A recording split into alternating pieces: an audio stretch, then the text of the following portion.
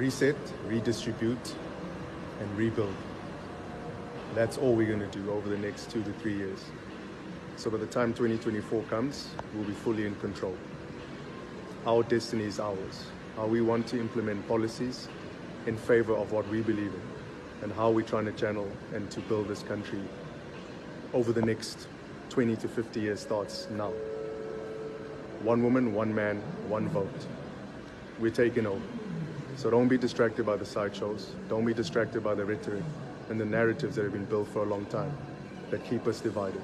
We're going to pull together and we're going to make this happen for ourselves, and we will not be dependent on handouts from anybody else. We will deliver free education, and we will create opportunities for each other as an entire nation, as a whole. We're bringing this thing together, so hold on tight. It's going to be a bumpy ride, but we will get over that line.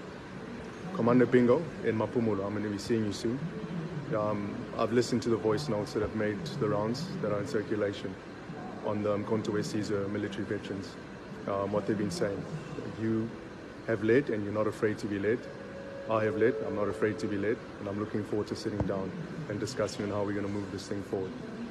And finally, Mr. Jacob Zuma, as a politician, I appreciate what you're doing. Keep fighting for what you believe in.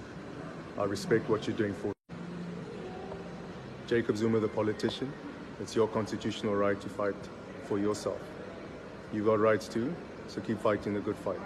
There is no constitutional crisis that will be created from you defending yourself. And to Jacob Zuma, the father, I appreciate you. You were leading from the front as always. Thank you very much for teaching us how to fight. And we love you, man. You know this. Keep fighting, and a luta continua. See you soon.